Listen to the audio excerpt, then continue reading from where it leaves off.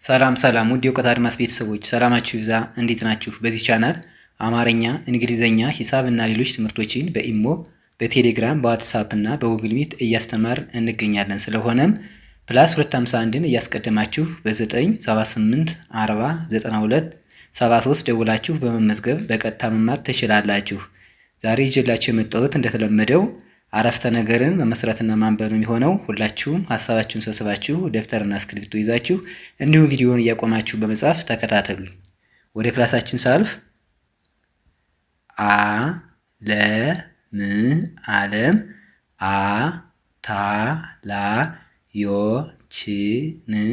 አታላዮችን ትወዳለች። 4 ነጥብ። ዓለም አታላዮችን ትወዳለች የሚል አረፍተ ነገር መሰረት ማለት ነው። የቃላት ብዛት ዓለም 1፣ አታላዮችን 2፣ ትወዳለች 3። 3 ቃላትን ተጠቅመናል ማለት ነው።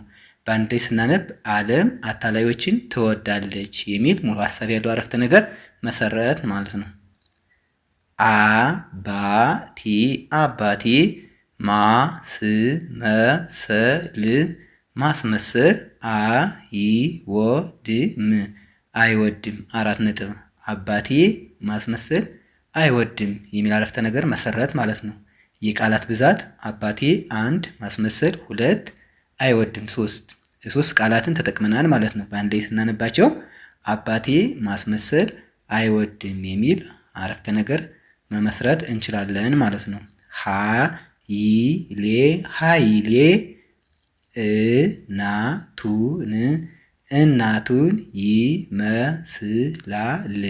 ይመስላል 4 ነጥብ። ኃይሌ እናቱን ይመስላል የሚል አረፍተ ነገር መሰረት ማለት ነው። የቃላት ብዛት ኃይሌ 1፣ እናቱን 2፣ ይመስላል 3። 3 ቃላት ተጠቅመናል ማለት ነው። በአንድ ላይ አያይዘን ስናነባቸው ኃይሌ እናቱን ይመስላል የሚል አረፍተ ነገር መመስረት ቻል ማለት ነው። ከድር እንደ እህቱ ጸይም ነው 4 ነጥብ። ከድር እንደ እህቱ ጸይም ነው የሚል አረፍተ ነገር መሰረት ማለት ነው።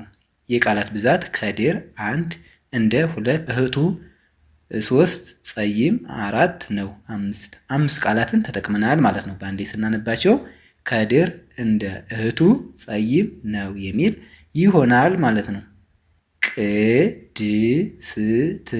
ቅድስት ዘወትር ትጸልያለች 4 ነጥብ። ቅድስት ዘወትር ትጸልያለች የሚል አረፍተ ነገር መሰረት ማለት ነው። የቃላት ብዛት ቅድስት 1፣ ዘወትር 2፣ ትጸልያለች 3። በዚህ አረፍተ ነገር ውስጥ 3 ቃላትን ተጠቅመናል ማለት ነው። በአንዴ ስናነባቸው ቅድስት ዘወትር ትጸልያለች የሚል ይሆናል ማለት ነው። የዱር እንስሳትን እጎበኛለሁ 4 ነጥብ። የዱር እንስሳትን እጎበኛለሁ። በዚህ አረፍተ ነገር ውስጥ የቃላት ብዛት የዱር 1፣ እንስሳትን 2፣ እጎበኛለሁ 3 ቃላትን ተጠቅመናል ማለት ነው። በአንዴ ስናነብ እንደገና የዱር እንስሳትን እጎበኛለሁ የሚል ይሆናል ማለት ነው። ግትርነት በጣም እየጎዳኝ ነው 4 ነጥብ። ግትርነት በጣም እየጎዳኝ ነው የሚል አረፍተ ነገር መሰረት ማለት ነው። የቃላት ብዛት ግትርነት 1፣ በጣም 2፣ እየጎዳኝ 3 ነው 4። በዚህ አረፍተ ነገር ውስጥ 4 ቃላትን ተጠቅመናል ማለት ነው። በአንድ ላይ አሁን እንደገና ስናነባቸው ግትርነት በጣም እየጎዳኝ ነው የሚል ይሆናል ማለት ነው።